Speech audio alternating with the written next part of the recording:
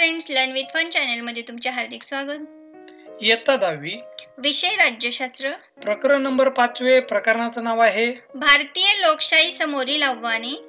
भारतीय लोकशाही समोरील आव्हाने. या प्रकरणाच्या खाली पान नंबर 90 वर जो काही स्वाध्याय आलेला आहे, जो काही त्या स्वाध्यायामध्ये उपक्रम आलेला आहे, तर त्यामध्ये जे काही प्रश्न विचारलेले आहेत, तर त्या सर्व प्रश्नांची उत्तरे आपण आजच्या व्हिडिओमध्ये पाहणार आहोत. चला तर सुरू करूया. यामध्ये आपल्याला प्रश्न क्रमांक पहिला दिलेला आहे. दिलेल्या पर्यायांपैकी योग्य पर्याय निवडून विधाने पूर्ण करा. त्यामध्ये 1 नंबर दिलेला आहे. लोकशाहीमध्ये टिंबटिंब निवडणुकीत सामील होऊन सत्तेत प्रवेश करतात. लोकशाहीमध्ये राजकीय पक्ष निवडणुकीत सामील होऊन सत्तेत प्रवेश करतात. 2 नंबर दिलेला आहे. जगातील सर्वच लोकशाही राष्ट्रांमधील मोठे आव्हान म्हणजे टिंबटिंब. जगातील सर्वच लोकशाही राष्ट्रांपुढील मोठे आव्हान म्हणजे लोकशाहीची पाळेमुळे आणखीन खोलवर नेणे.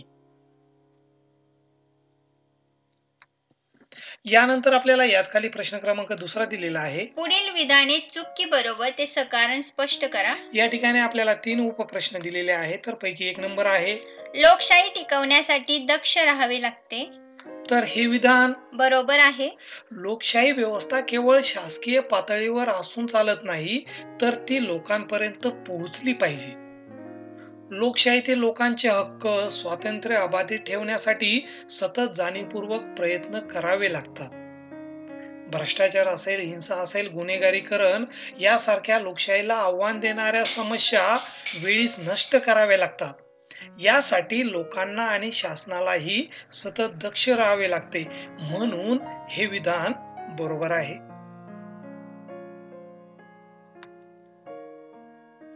यानंतर याच खाली 2 नंबर दिलेला आहे. डाव्या उग्रवादी चळवळीत आज शेतकरी व आदिवासी यांच्या समस्याचे महत्त्व वाढत आहे. तर हे विधान चूक आहे. तर याचं कारण आहे जमीनदारांनी शेतकरी आणि आदिवासी यांच्या जमिनी बळकावल्या. यामुळे हा अन्याय दूर करून भूमिहीनांना जमिनी परत मिळवून देण्यासाठी नक्षलवादी म्हणजेच डाव्या उग्रवाद्यांची चळवळ सुरू झाली. परंतु मूळ उद्देश बाजूला पडून ही चळवळ सरकार विरोधात हिंसक कारवाया करू लागली, पोलिसांवर हल्ले करू लागली, हिंसेलाच अधिक महत्व आले. म्हणून डाव्या उग्रवादी चळवळीत आज शेतकरी व आदिवासी यांच्या समस्यांचे महत्व कमी झाले आहे. म्हणून हे विधान चूक आहे.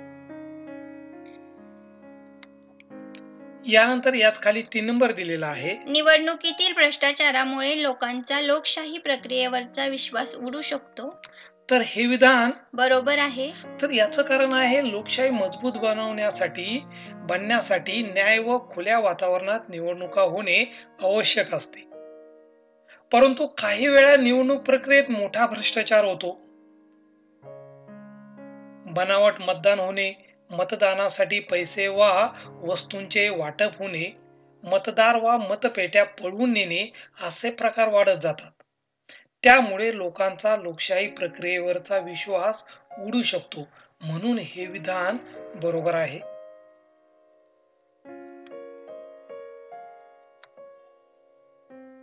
यानंतर आपल्याला प्रश्न क्रमांक 3 दिलेला आहे. संकल्पना स्पष्ट करा. त्यामध्ये आपल्याला 1 नंबर दिलेला आहे. डावे उग्रवादी. तर ही संकल्पना आपल्याला या पद्धतीने स्पष्ट करता येईल. भूमिहीन शेतकरी, आदिवासी यांच्यावर जमीनधारकांकडून होणारा अन्याय दूर करण्यासाठी आणि त्यांच्याकडील जमिनी बळकावण्यासाठी पश्चिम बंगाल या राज्यात नक्षलवादी चळवळ सुरू झाली. या चळवळीवर मार्क्सवादाचा प्रभाव असल्याने त्यांना डाव्या विचारसरणीचे म्हणून संबोधले जाते. सुरुवातीच्या उद्दिष्टांपासून भरकटत जाऊन ही चळवळ आता उग्रवादी बनली आहे. शेतकरी व आदिवासी यांना न्याय देण्याऐवजी ही चळवळ सरकारला हिंसक पद्धतीने विरोध करीत आहे. राजकीय नेते, पोलीस, लष्कर यांच्यावर सशस्त्र हल्ले केले जात आहे.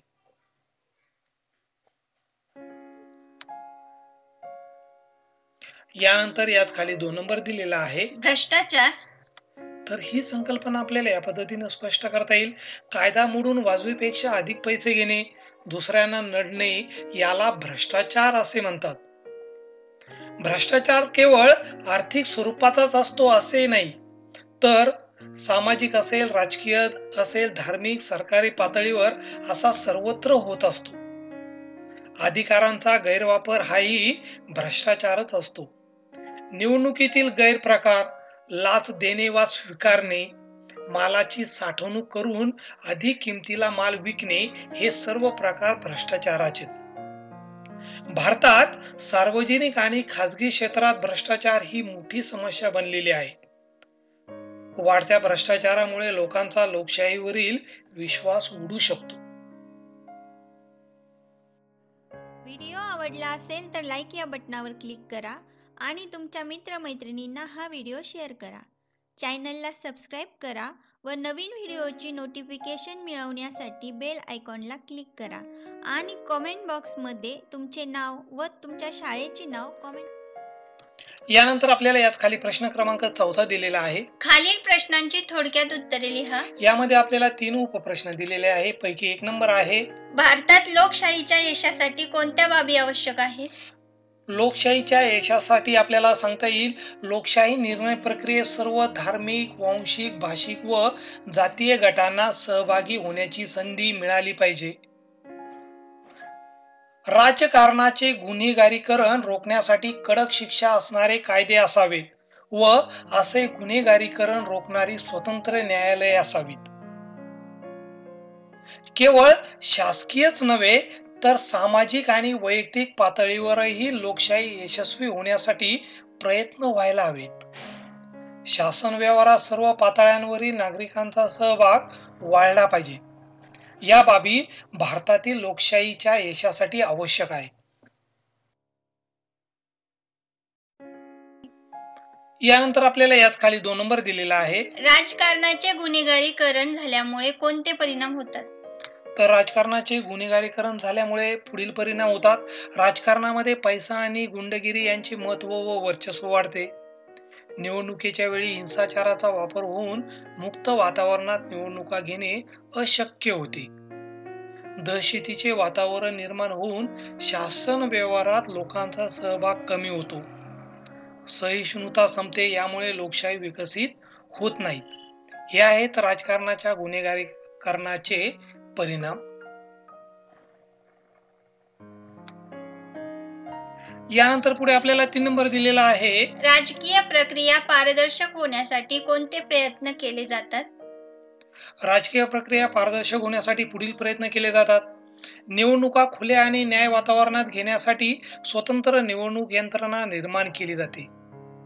राजकारणाचे गुन्हेगारीकरण रोखण्यासाठी कडक शिक्षा देणारे कायदे निर्माण केले जातात. राजकारणात आणि निवडणुकीत भ्रष्टाचार होऊ नये म्हणून कायदे निर्मिती केली जाते. भ्रष्टाचारी गुन्हेगार अशांना राजकीय प्रक्रियेत सहभागी होण्यास न्यायालयाने बंदी घातली आहे.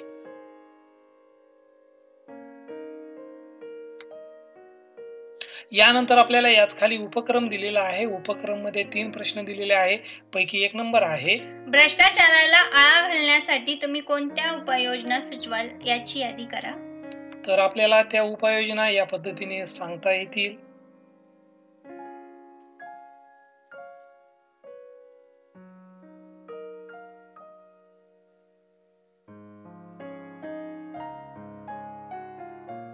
अजूनही आपल्याला पुढे उपाययोजना सांगता येतील.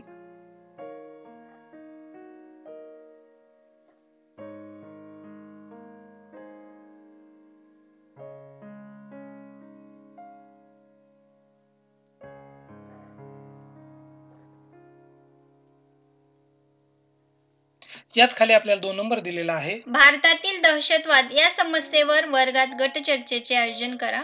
तुम्हाला वर्गामध्ये गटचर्चेचे आयोजन करायचे आहे. भारतातील दहशतवाद, तर त्यासाठी तुम्हाला जे काही मुद्दे गरजेचे आहे तर या ठिकाणी मी ते देत आहे. तर तुम्ही त्यांच्या आधारे वर्गामध्ये गटचर्चा करू शकता. आपल्याला याचे परिणाम अजून पुढील पद्धतीने सांगता येईल या चर्चेमध्ये.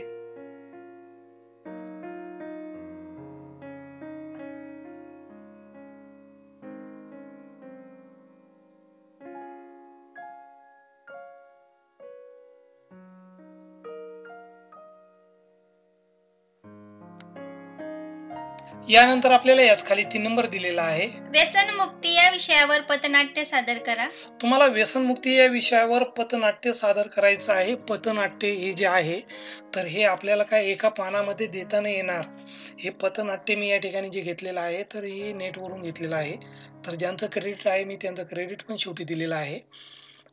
विद्यार्थी मित्रांनो, हे 7 भागांमध्ये पथनाट्य आहे. तर तुम्हाला याचा स्क्रीनशॉट घ्यावा लागेल. तर ते पथनाट्य आपल्याला या पद्धतीने सादर करता येईल. 7 प्रवेश आहे यामध्ये.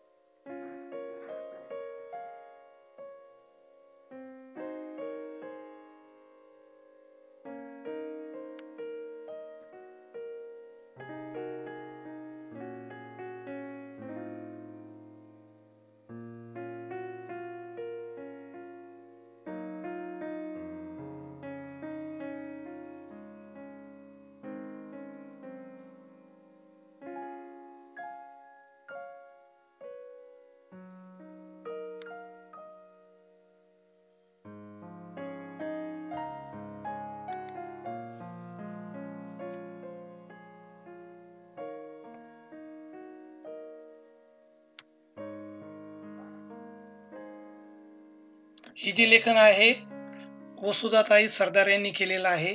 सुरुबाई वाघमारे आणि जयाबाई घाडगे यांनी केलेलं आहे आणि सूत्रधार आहे विराज परकाळे. तर मी नेटवरून हे पथनाट्य घेतलेलं आहे.